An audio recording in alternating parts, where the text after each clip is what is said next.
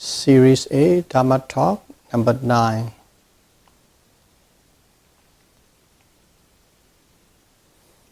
Namo Tassa Bhagavato Arahato Samma Sambuddhassa. Namo Tassa Bhagavato Arahato Samma Sambuddhassa. Namo Tassa Bhagavato Arahato Samma Sambuddhassa.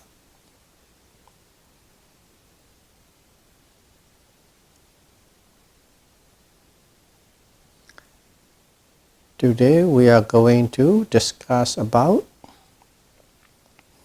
how to practice with great care and attention and respectfully.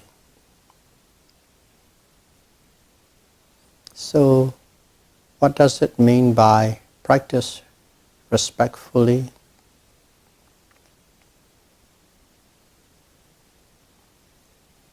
Let's take an example. Just watch your own manners and behaviors and the speed that you do when you are relating to children. And also imagine how it would be when you are relating and interacting with your friends and colleagues. And finally, think how you would be behaving when you are relating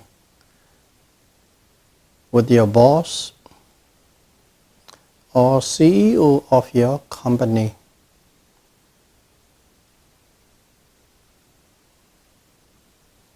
You will find that you are quite reserved, conservative, and then your movements and behaviors are not abrupt, quite slow and composed. And you talk with care, not to make any mistake or not to offend. Or even to the point of so that your boss or CEO would be impressed by you.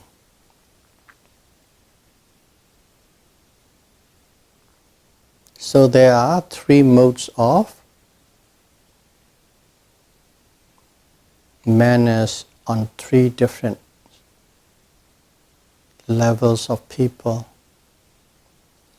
And you act in such a way with your CEO and boss because you have respect for them. So, practice with respect means you slow down, you are more composed, your manners are very gentle and delicate. That's what it means by respect. So from there, we'll take to a practice. Practice with respect. Show respect to your practice. In practicality, it means slow down. Everything must be slow down, slow down, slow down. Your movements and manners, your bending, your stretching, sitting, standing, leaning, walking. Everything that you do during the retreat, everything that you do in your meditation practice must be slowed down. That means you are showing respect to the practice. Showing respect to the practice, and practicality, it means you slow down in everything that you do. that you speak, that you move. So why do we need to slow down? Okay. Why do we need to slow down? Let's say you are starting your meditation, and our job is to observe the object that is arising at the present moment. Okay. With precision, concurrently. That is our job. And our minds are not trained to be able to observe that way. We're just starting. Our movements are a lot faster. And if you try to observe our movements and manners, the way we always live, you will be missing a lot. In fact, you won't be hitting any object that is arising at the moment with precision. And the ability to be able to observe the object that is arising at the present moment with precision is crucial for the growth and progress of this meditation. So what do? We slow down, we slow down, we slow down. So all our manners and behaviors and movements, actions become extremely slow. And when it becomes slow, we are able to observe these movements, manners and behaviors with precision at the present moment. We try to put the physical actions and mental observation in concurrent manner by slowing down.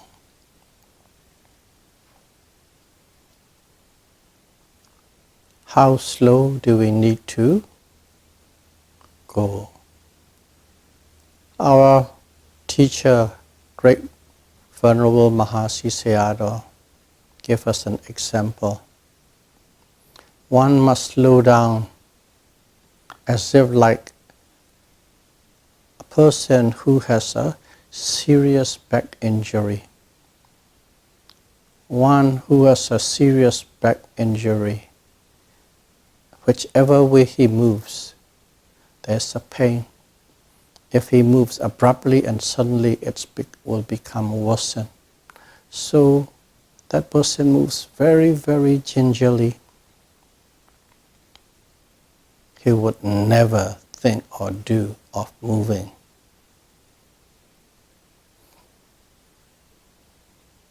Suddenly, abruptly, quickly, but very slowly. That is the way to move. That's the instruction. And if you move that way, if you move to the left, you know. If you move to the right, you know. If you lean forward, you know. If you lean backward, you know. If you straighten up, you know. If you glance,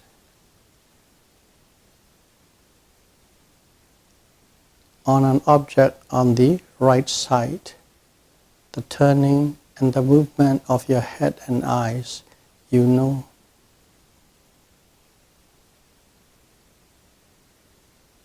That is the purpose of slowing down, to be able to know every movement, manners and behavior. So whatever that physically is happening, physical process that are taking place, the mind can observe it harmoniously and concurrently. If you speed up, you will miss a lot and you will hit one. If you are lucky, miss a lot, hit a few, miss a lot, hit a few. And if that is the case, you would never be able to understand or experience or sense the true nature of the objects that you are observing. Objects mean both physical objects as well as mental objects. Physical phenomenon, mental phenomenon. Rupa Dhamma, Nama Dhamma. And if you cannot observe these physical and mental objects at the present moment, you will never be able to know their true nature. Because if you are a little ahead of time before it happens, observing with expectation, you are simply expecting, not in a real time. If you are a little late, you are trying to imagine or recall what it could be. It's not exactly. Only at the present moment you will be able to see, feel, sense, and experience the object.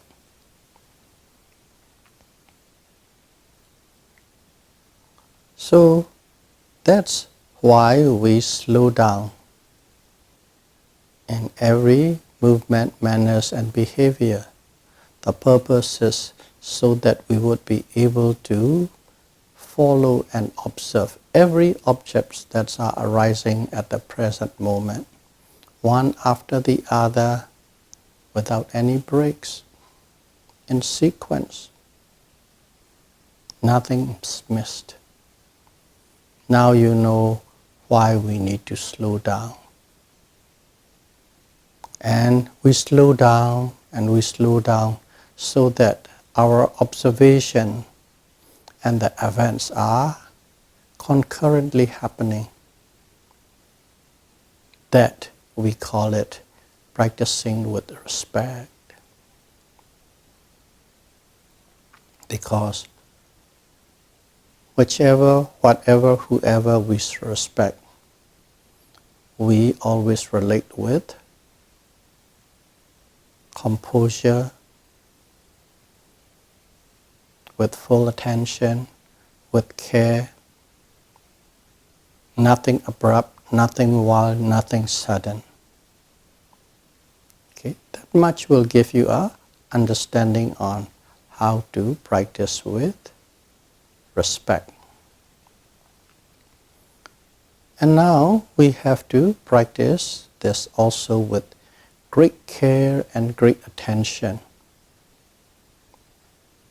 Great care and great attention. We already said it. What are we doing? We are observing the object that is arising at the present moment. We observe it, whatever is arising. We slow down, we observe. We slow down and we observe. So we are getting a little bit more harmonious with the process and events and your observation. But we must give great care and great attention. Now we just say, yeah, observe it at the present moment. But if you don't have that great care and great attention, you won't be able to hit the bull's eye. In other words, you won't be able to hit the object that is arising at the moment. Because these objects, whether physical or mental objects that are arising at the moment, they don't stay there, they don't hang on there for a long time. They arise and they disappear. They arise and they disappear. If you're early, they are not there yet. If you are late, they are gone. Okay? Buddha said, at his level, he is able to observe these objects arising and passing away. the moment, the period of the moment of an object that arises and passes away is said to be over 1 billion of a second. In over 1 billion of a second, an object arises and disappears. In fact, mental objects is 17 times faster than the physical object in arising and passing away. Of course, we won't be able to go to that level, that deep to understand.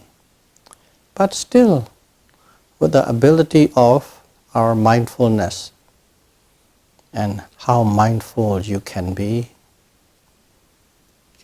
how deeply mindful you can be, how strongly and firmly mindful you can be. Based on that continuous, consistent, deep and strong mindfulness, you will be building up concentration. Concentrations are developed when you have a continuous and constant mindfulness. And when you have that concentration, you can see the true nature of the mind and matter. Of course, based on the power and the level of concentration. To put in a different way, the stronger your concentration becomes, the shorter the span of the moment you can observe. Let's say at the beginning, your one moment is 1 second. When your concentration becomes stronger, your one moment will become 1/10 of a second. And even deeper, your moment will become 100th of a second and 1,000th of a second and so on. Just to give you mathematically to understand. So the shorter the duration of the moment you can observe, the more you can see the arising and passing away of the physical and mental phenomenon with precision, the moment of arising and the moment of passing away. So there will be a variation or difference between one yogi to the other based on the power of the concentration you can build, which is the effect of the continuous and constant mindfulness. So, there arises a question, how short a duration of this moment do we need to? That don't have any concern. Because the purpose of this observation is, number one, to be able to observe the object at the present moment. Number two, to see the object arise and pass away. And then the next one arise and pass away. The next one arise and pass away. Successively, one after the other. Okay, that's the purpose. So if you are seeing an object arise, pass away, another object arise, pass away, object arise, pass away, doesn't matter what the duration of your moment is, 100th of a second or 1,000th of a second, but you are continuously seeing, observing, sensing the passing away of the objects at the present moment, one after the other. That is the key point. If you can sense it, if you can experience it, the passing away of the objects that you're observing at the present moment, continuously one after the other, you will start to understand. Everything, they come and they go, they come and they go, they come and they go.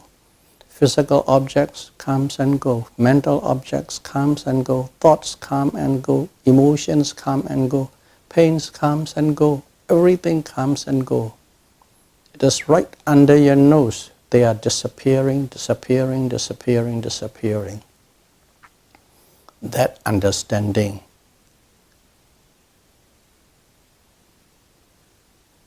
you have from your own direct observation, from your direct experience and intuitive understanding, not trying to put pieces together and figuring out on, not putting logic or not thinking and not reflecting. Intuitively you felt that one of the true natures of mind and matter is they simply arise and pass away instantly. That's important. That's what we want. That is the right moment, duration for you. Because once you experience that, you come to know everything just disappear. There's nothing you can hold on. There's nothing you can maintain. There's nothing, no system, no process you can control. They are naturally arising and passing away in a fleeting moment. And when you understand that, your attitude towards life changes. What does it mean by attitudes toward life? In life, we always try to control, we maintain, we try to acquire that sweet life, and we try to push away and obliterate it, things that we don't like. These kind of attitudes starting to change. Your grasping on the objects become looser. You don't control and make things to happen the way you want it. On the contrary, you sink into a situation or a condition and you know how to walk with the flow to accomplish what is suitable and appropriate for that moment.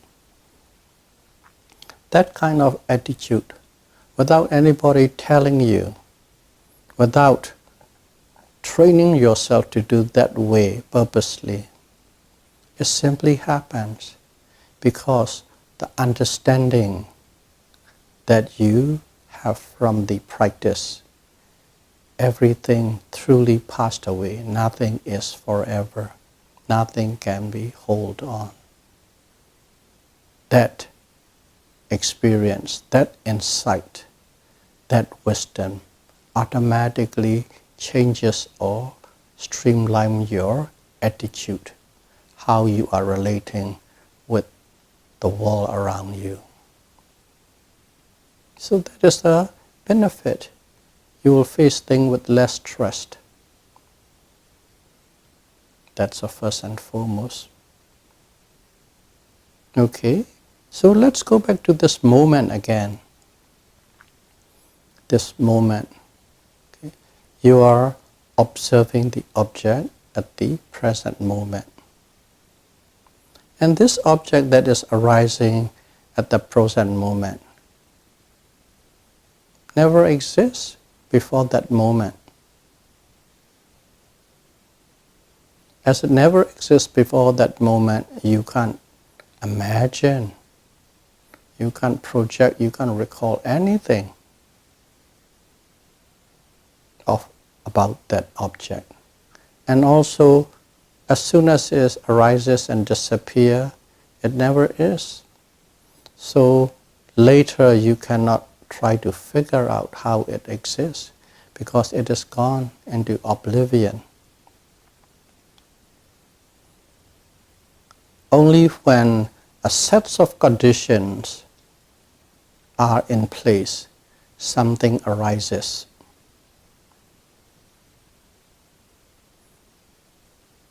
And they disappear suddenly. So it is the situations and conditions bring about a present object, or present condition, or present situation. A whole set of conditions bring about that. Those conditions are the cause, and the object that is arising at the present moment is the effect.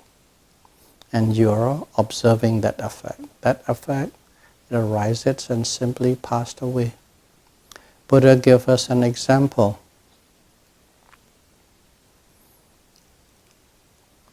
There, you are looking at the sky, a gray sky. Nothing, simply a gray sky. Can't see anything. And suddenly you heard a great thunder and saw a lightning, a flash of lightning. You must be looking at that moment. When you look at the moment, you exactly see that lightning. And then suddenly it disappears. And if you try to look at that lightning before it happens, you could never figure out. And if you try to recall how this lightning is only after the effect, you won't be able to. You could only experience, sense, and know and understand at the present moment when the lightning is striking.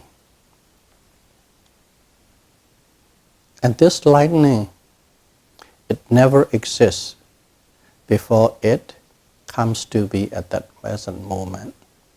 It never exists. Why is that lightning arising at that moment? Because a whole set of conditions are in place. Dark, rain, clouds, okay, positive charge, negative charge, electrical charges.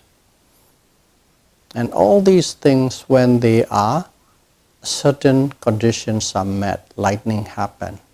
When these conditions are not met, lightning never happens. So lightning comes out of nowhere. Lightning comes out because a certain set of conditions are in place together at that moment. Lightning never exists. But lightning happens due to a whole set of conditions that comes together at a moment. So lightning comes out of nowhere. Lightning comes from unseen. And then suddenly lightning disappears. It comes out of nowhere, it disappears into nowhere. It comes out of unseen place and it disappears into the unseen place. It's all cause and effect, cause and effect. It's all conditions, a whole series of conditions, many sets of conditions, many variables of conditions produce a certain effect at the present moment, a certain object at the moment. So that object arises due to a set of conditions and it disappears. They come from nowhere and they disappear into nowhere. That's why you cannot truly create, you cannot truly imagine, you cannot truly reflect, you cannot truly remember whatever is happening at the present moment.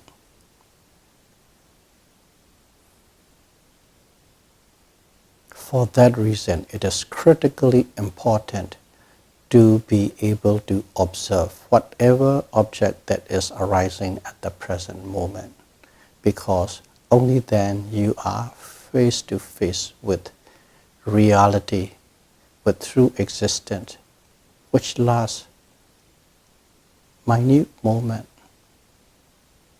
But you observe and you observe and you observe. When you observe and when you go face to face with these objects again and again and again, you come to know the true nature, their characteristics, as they are, not how you want it to be, or not how you imagine, or not how a great sage told you, but it is your own verification of the natural quality of that object at that present moment. Only then you can truly know its true nature.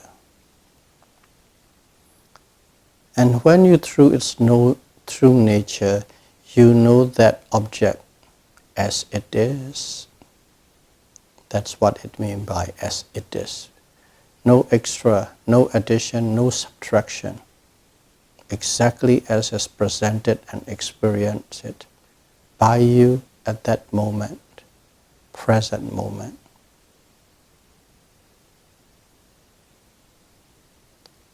So, that is the reason one need to observe with great care and great attention. Great care and great attention. Why do you be very careful and attentive? Because your job is to be able to direct the mind. Okay? Always constantly directing your mind to the object at the present moment. Directing the mind to the object at the present moment. And present moment come and gone, present moment come and gone. So you are always attentively, carefully directing the mind to the object that is arising at the moment. You are paying full attention. To pay full attention, you need great effort, great zeal. You must be diligent at all times. You must be awake at all times.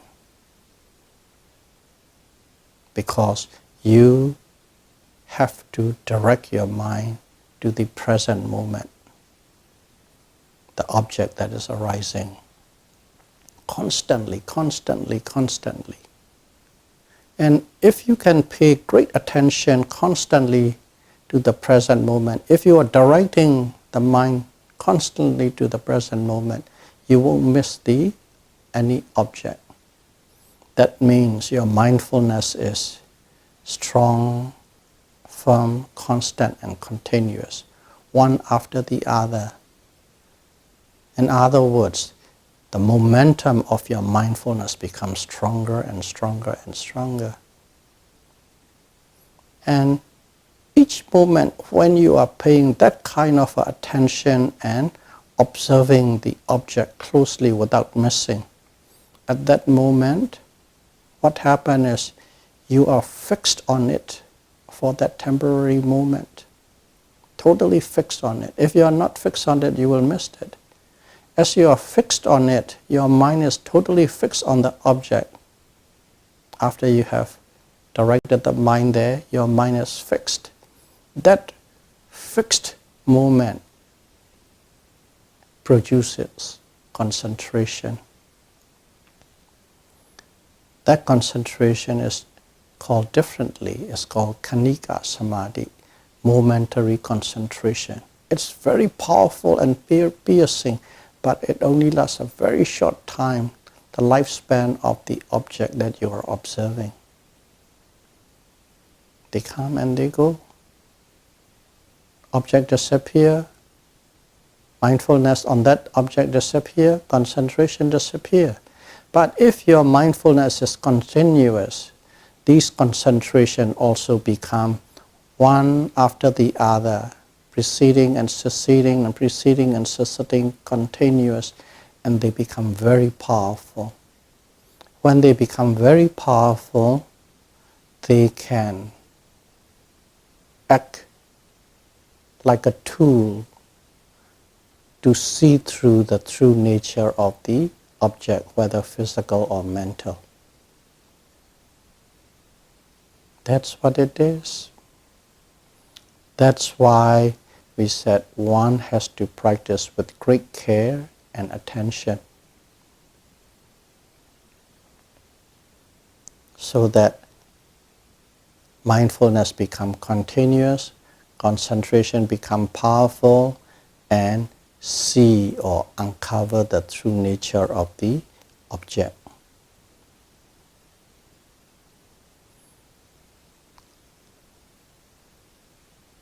Let's take an example. Okay. What kind of care, attention and respect need to be paid to the practice? Let's say you own a carpet, 9 foot by 12 foot, silk Persian carpet, very rare, collector's item, worth $250,000.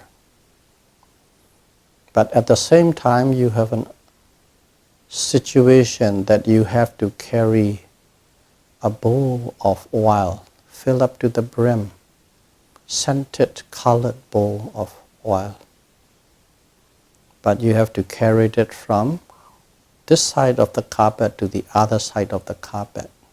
You have no choice. So, as you have no choice, you carry on. How did you manage it? Did you run? No. Do you walk briskly? No. You go step by step. Even step by step, you go inches by inches. Automatically you slow down because you have a great love, great respect for the carpet, not to be swallowed by or destroyed by anything. So suddenly you show the great respect in what you are doing. How do you show your respect? You slow down. You move your foot an inch at a time, a few inches at a time.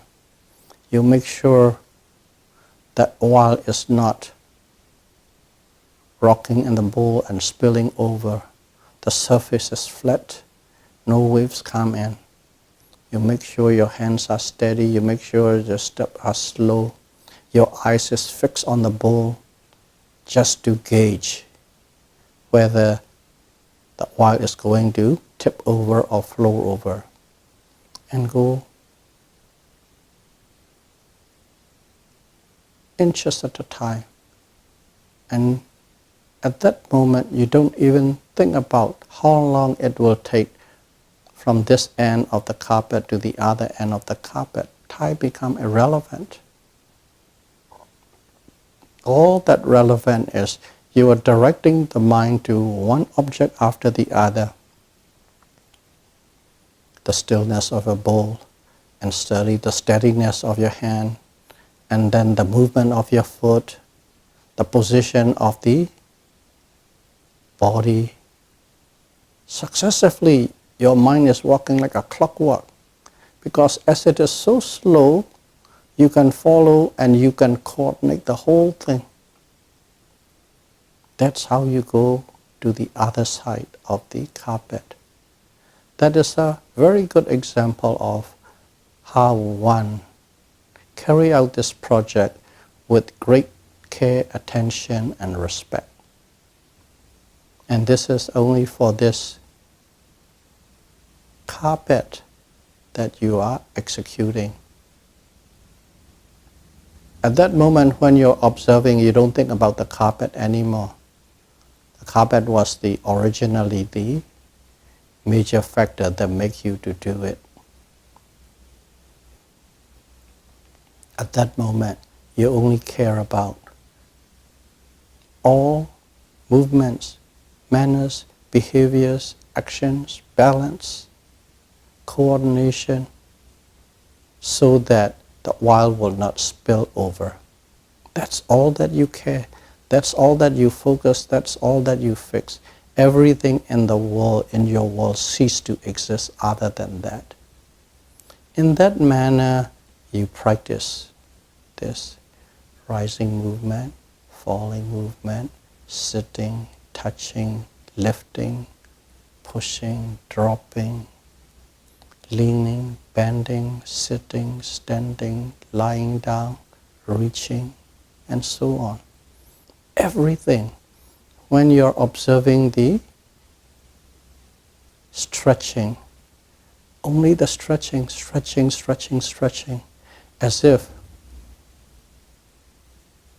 the oil in the bowl is still and not spilling over, that kind of attention. You observe that stretching in such a way that nothing exists in your universe at that moment except stretching. When it is bending, the same. Nothing exists other than the bending, sitting, standing, and so on. And if you can do that way, you will truly understand all the things that are in play when you are stretching, all the things that are in play when you are bending or sitting or standing, and you will accumulate all this information. You don't have to file it. Automatically it is recording, recording, recording. Okay? We use the word noting. Are you noting? Are you noting? Which means recording, recording, noting, recording, noting, recording, every facts and information. But simply collecting. You are not trying to make sense. You are not pieces them together. You simply collect and store, collect and store, collect and store. When you have enough data, millions and millions of these bending, stretching, lifting, eating, sitting, standing, everything. When you have millions and millions of these data points, they automatically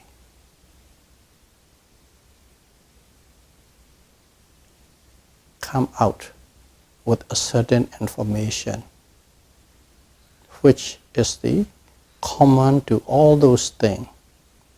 Anything that is common to all the objects of information to come out, they come out without you synthesizing it, analyzing it, coordinating it intuitively. Just like you put data, lots and lots of data into your computer, and finally the computer figure out something and spit out a certain statement. Just like that. That's what it means by you intuitively understand. These answer, these result, or the true nature of mind and matter. You don't have to analyze it, synthesize it, reflect it. You don't need to use logic or reason. You collect data, but it must be collecting personally at the present moment. And when they have enough data, they will spit out an answer to you, which you say, I intuitively understand what it is. And if you want to have that kind of a answer, which we call it wisdom or pinya, one must practice with great care, attention and respect.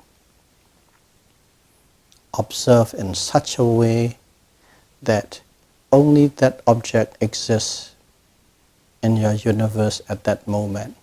Nothing else exists. With the exclusion of all, it comes to be. But at the same time, you are not choosing, I want to see this object or I want to see that object. We just use this rising and falling movement as a default program. But there are so many objects that comes to that present moment. You observe everything with no discrimination. And only if you can observe, inclining to your mind to the cessation of the physical and mental phenomenon, and observe with great attention and care and with full respect.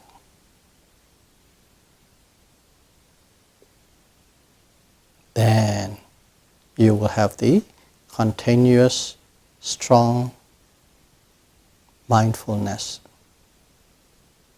and then powerful concentration which penetrates into the true nature of mind and matter. Meaning you have the wisdom of this physical phenomenon and mental phenomenon. You have the wisdom or understanding of this mind and body. You start to understand what self is or what you really are. May all of you be able to practice Satipatthana Vipassana meditation with great care and attention and with respect, and may you be able to achieve the wisdom of mind and matter as soon as possible. Sadhu, sadhu, sadhu. Buddham pujami, Dhammam pujami, Sangham pujami. Thank you very much.